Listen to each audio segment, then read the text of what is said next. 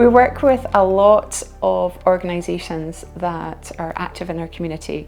Our tenants access their services, so therefore they're important to us. So Pilmeni is one of them. They are one of our tenants, so they're a local community group that rent properties from us and they deliver their services from that. Pilmeni Development Project is a community development project that started in 1979. Dementia Group is a partnership project we do with Carlton Welfare Project, and we work together to provide a dementia provision. We've got older people who are either diagnosed with dementia or in the process of a diagnosis. You know, a lot of the older people that come to the group live alone, don't have family networks or support, so basically it gives them the one time in the week when it does stimulate activity. We're really focused on the people that are living in our properties and how we can use the property to help an aspect of their life. But there's also a wee bit more about us thinking about the community that they're living in.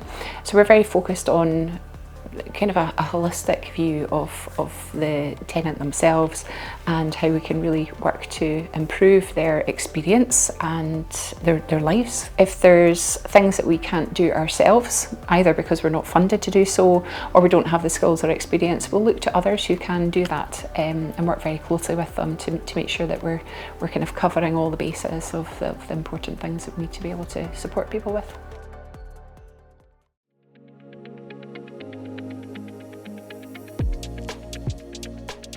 We look at housing as to be one part of it, the other parts of it is the social and the personal development side of it.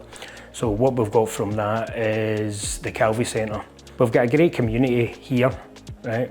But sometimes people have a wee diversion in life. It's not always a positive thing, right? And we want to try and assist them to bring it back on track. I have lived in Calvi for, I believe, 21 years. There's a lot of things that both Calvi Housing and the Calvi Centre have done for me and obviously the wider community. When I first had my child, Eddie had worked with a charity called the Halliday Foundation. They also have a Thrive project, which is baby and toddler classes. My first daughter had went to that from probably about 6 months up until she turned 3. I've felt supported, I've felt included, valued. James sees the Calvi Centre as an integral part of the community and wants it to flourish, and he wants to be part of that as well. Yeah, I'm the youngest, or one of the youngest on the board. Our current board doesn't have like that younger input, and I'm wanting to sort of bridge the gap. I want to see Calvi thrive for the next 40 years. So the opportunity can mean anything to anybody, but we're looking at it as a positive way of moving forward and letting the community to take control of that. We're only there as, sort of in a good way, tools to help them along the way. Right? As I said, we'll work with them, not for them, we'll work in partnership. I spent some time in a homeless hostel. As soon as I got settled there, I put in an application form to Lint House, and eventually that came through and got my own place in a multi-storey flat. And then eventually you get back, I found myself getting back on the hamster wheel of not wanting to do anything and not doing anything, and I thought, right, well, something's got to give. So I went and spoke to Lint House and said, "If we get anywhere, preferably in a tenement," and they said, "Yeah, I have." I know a lot of my customers' names, I know their pets' names, and we're an approachable organisation. Our staff actually build up relationships with their customers so that if they're worried about something, they feel able to approach and ask for help.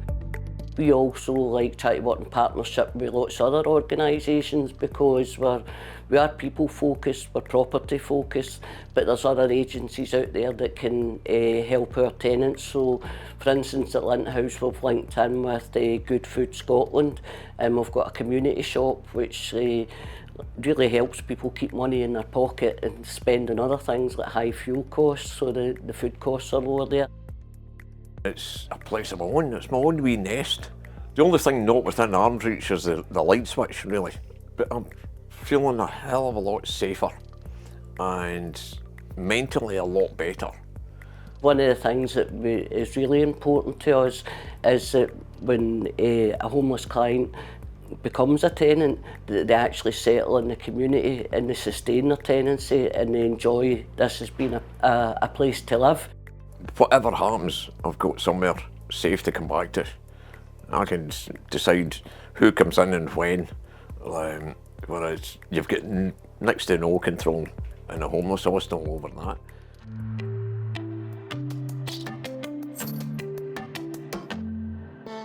Well, after 50 years, SFHA has never been in a stronger position. It's an incredible achievement and a testament to its members, staff teams and its board.